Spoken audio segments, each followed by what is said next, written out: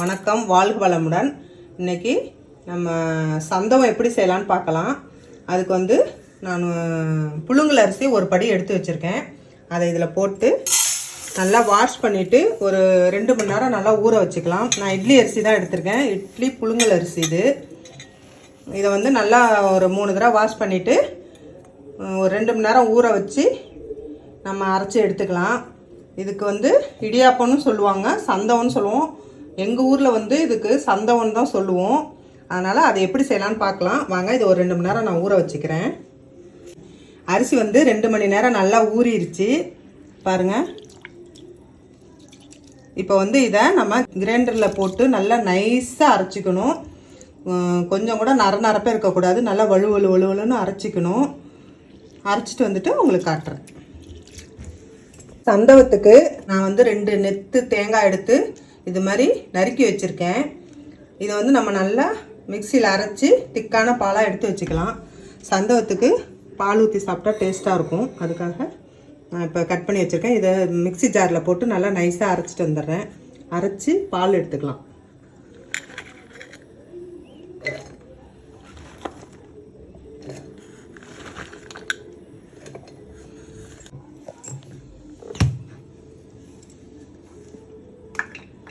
இப்போ பாருங்கள், அரைச்சிட்டு வந்தாச்சு. இப்போ நம்ம இதில் ஊற்றி புளிஞ்சிக்கலாம்.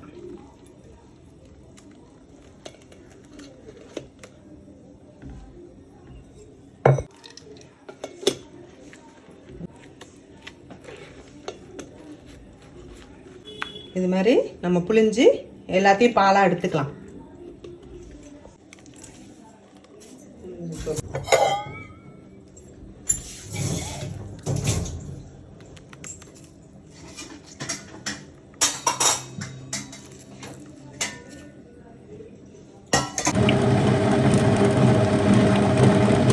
பாருங்கள், மாவு அரைச்சிட்டு வந்துட்டேன். எவ்வளோ நைஸாக இருக்குன்னு பாருங்கள். இப்படி தான் நல்லா மை மாதிரி அரைச்சிக்கணும். இந்த அளவு இருந்தால் தான் உங்கள் இடியாப்பம் சூப்பராக வரும். குறன்னு இருந்துச்சுன்னா அந்த ஓட்டையில் புளியும் போதே நமக்கு ஒரு மாதிரி பிரிஞ்சு போயிடும். அதனால் இந்த மாதிரி நைஸாக அரைச்சிக்கிங்க. தேவையான அளவு உப்பு போட்டு கிண்டிக்கிறேன்.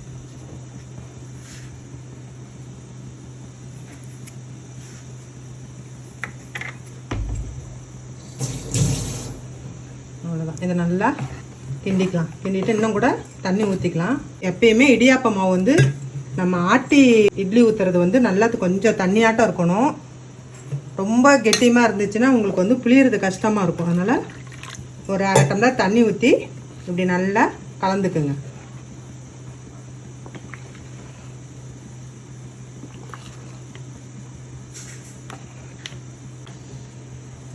தோசை மாவு பதத்தை விட தண்ணியாக இருக்கணும். இப்போ நான் இட்லி பானையில் தண்ணி ஊற்றி நல்லா கொதிக்க விட்டுருக்கேன். இப்போ தண்ணி நல்லா கொதிச்சிட்டு இருக்கு. நம்ம இட்லி ஊற்றி அதில் வச்சுக்கலாம்.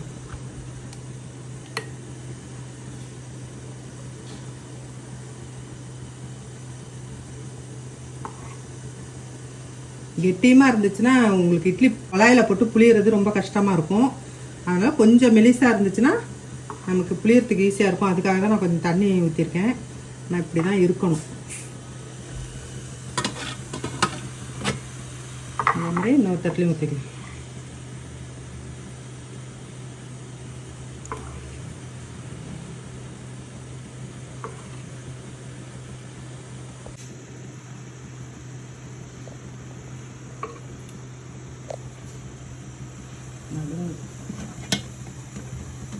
அதான் இட்லி ஊற்றி வச்சாச்சு. இதை மூடி வச்சு ஒரு 10 to 15 நிமிஷம் வரைக்கும் வேக விட்டுருவோம்.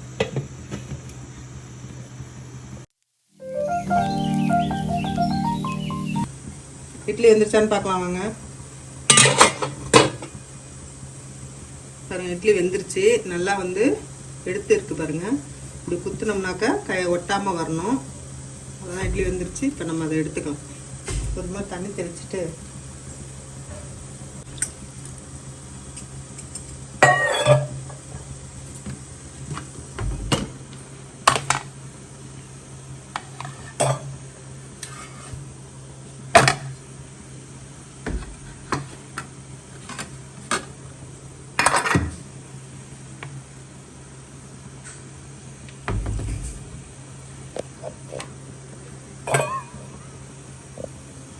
கொஞ்சம் டைட்டாக தான் இருக்கும். இப்போ நம்ம வந்து இதை சுட சுட போட்டு உலக்கில் போட்டு நம்ம புளிஞ்சிக்கலாம். இருக்கட்டும். இதுதான் பழைய மாடல் இடியாப்ப உலக்கு. இதில் தான் இந்த இட்லியை போட்டு நம்ம புளிய போகிறோம். அதுக்கு முன்னாடி இதை நல்லா கழுவிட்டு இதில் நல்லா எண்ணெய் தடவி வச்சுக்கலாம். அப்போ தான் இட்லி ஒட்டாமல் வரும்.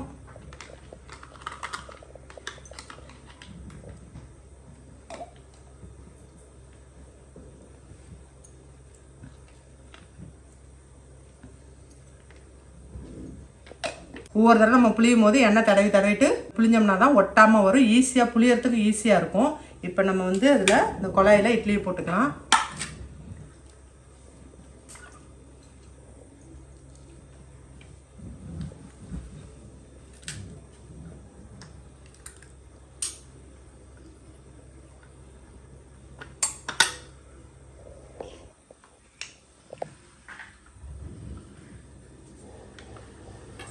அப்படியே சுற்றினோம்னா அப்படியே இடியாப்பம் புளிஞ்சு வரும் வெளியில்.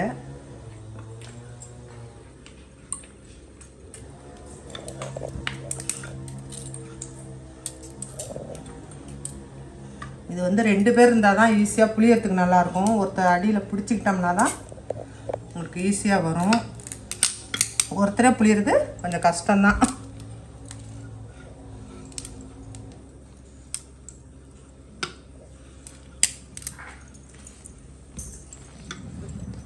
இந்த வேஸ்டேஜ் மாவு இப்படி வரும்.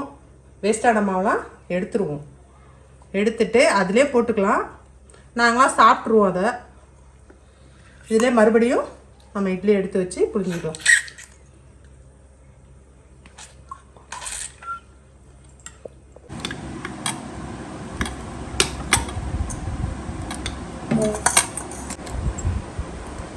இதுக்கு 2 பேர் இருந்தோம்னா ஈஸியாக புளிஞ்சு எடுத்துடலாம்.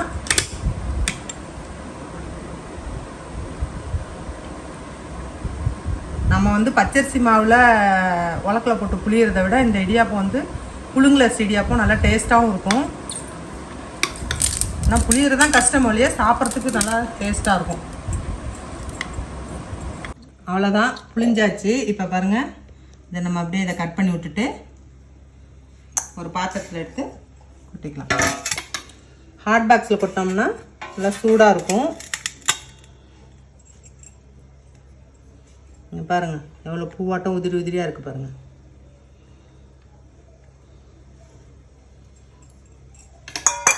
இதேமாரி மற்ற இட்லி எல்லாத்தையும் நான் புளிஞ்சிட்டு உங்களுக்கு காட்டுறேன். இப்போ புளிஞ்சது நல்லா ஆற வச்சு வச்சுருக்கேன். இப்போ இதை நம்ம 2 இதாக நான் தாளிக்க போகிறேன். ஒன்று வந்து தக்காளி சேவையும், இன்னொன்று வந்து லெமன் சேவையும் தாளிக்க போகிறேன். இப்போ அதை எப்படி தாளிக்கலான்னு பார்க்கலாம் வாங்க. நம்ம தேங்காய் பால் மட்டும் சாப்பிட்டோம்னா டேஸ்ட்டாக இருக்கும். இது தாளிச்சும் நம்ம சாப்பிட்லாம் காரத்துக்கு. அதுக்கு தேவையான அளவு கொஞ்சமாக எண்ணெய் விட்டுக்கிறேன்.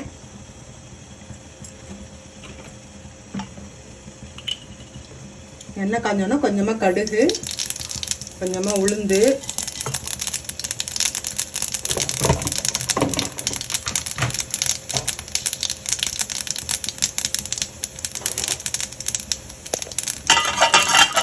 கொஞ்சம் கருவேப்பிலை, ஒரு வரமிளகாய் வந்து ஒரு 2 மிளகாய் தாளிச்சுட்டு தேவையான அளவு கொஞ்சமாக வெங்காயம்.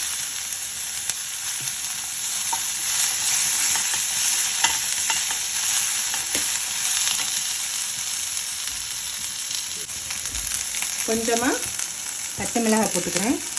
தக்காளி, ஒரு தக்காளி.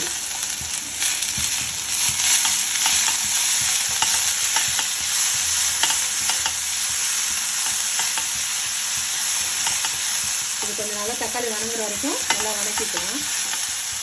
இதில் வந்து நம்ம இடியாப்பத்தில் ஏற்கனவே உப்பு சேர்த்துருக்கோம். அதனால் சும்மா லைட்டாக அந்த தக்காளி வெங்காயத்துக்காக சும்மா 2 பிஞ்சு உப்பு மட்டும் சேர்த்துக்கலாம். அவ்வளோதான், தக்காளி வணங்கிருச்சு. இப்போ நம்ம வந்து இடியாப்ப சேவையை போட்டுக்கலாம்.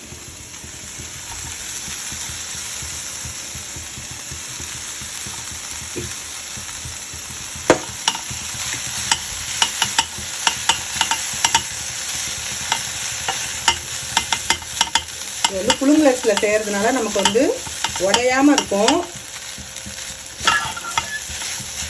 வந்து பச்சரிசி இடியாப்பத்தில் வந்து நம்ம வந்து செஞ்சோம்னா உதிரி உதிரியாக ரொம்ப ஒரு மாதிரி உடஞ்சி எல்லாம் தூள் தூளாகிடும். இது அப்படி இருக்காது. இந்த மாதிரி தாளித்து சாப்பிட்டோம்னா சாப்பிட்றதுக்கும் நல்லா டேஸ்ட்டாக இருக்கும்.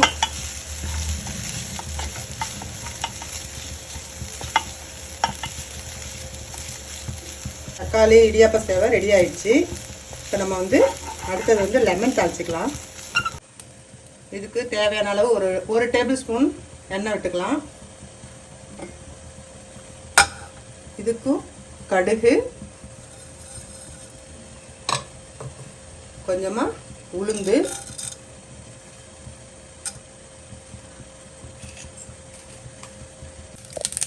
கடுகு உளுந்து பருப்பு பொரிஞ்சிருச்சு. இப்போ நம்ம வந்து கருவேப்பிலை கொஞ்சம் போட்டுக்கலாம். போட்டு ஒரே ஒரு வரமிளகாய் இப்படி தாளிச்சிக்கலாம். தாளிச்சிட்டு அரை லெமன் புளிஞ்சு வச்சுருக்கேன், அதை இதோடு சேர்த்துக்கிறேன். அதுக்கு தேவையான அளவு உப்பு போட்டுக்கலாம். கொஞ்சமாக மஞ்சத்தூள் ஒரு 1/4 டீஸ்பூன் போட்டுட்டு இப்போ நம்ம செஞ்சு வச்சுருக்கேன் இடியாப்ப சேவையை அதில் கலந்துக்கலாம். லெமன் வந்து அதிக அளவு அனலில் இருக்கக்கூடாது. நம்ம வந்து லெமன் ஜூஸ் ஊற்றின உடனே ஸ்டவ்வை ஆஃப் பண்ணிடலாம். ஆஃப் பண்ணிவிட்டு அந்த சூட்லேயே மஞ்சத்தூள் போட்டுக்கலாம். இல்லைன்னா ஒரு மாதிரி கசந்துடும்.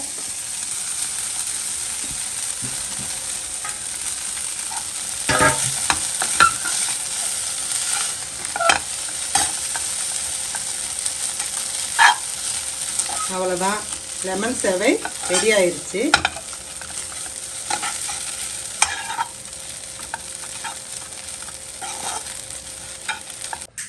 இப்போ பாருங்கள், நான் செஞ்ச சந்தகம் ரெடி ஆயிடுச்சு. இப்போ வந்து ப்ளைனாக சந்தகத்துக்கு தேங்காய் பால் சர்க்கரை போட்டு வச்சுருக்கேன். இது வந்து லெமன் சேவை, இது வந்து தக்காளி சேவை. இது மூணும் டேஸ்டியாக இருக்கும். சாப்பிட்டு பார்த்துட்டு எப்படி இருக்குன்னு சொல்லுங்கள். இந்த வீடியோ உங்களுக்கு பிடிச்சிருந்துச்சுன்னா லைக் பண்ணுங்கள், ஷேர் பண்ணுங்கள், கமெண்ட் பண்ணுங்கள். கவி விலாக்ஸ்க்கு சப்ஸ்கிரைப் பண்ணுங்கள். தேங்க்யூ.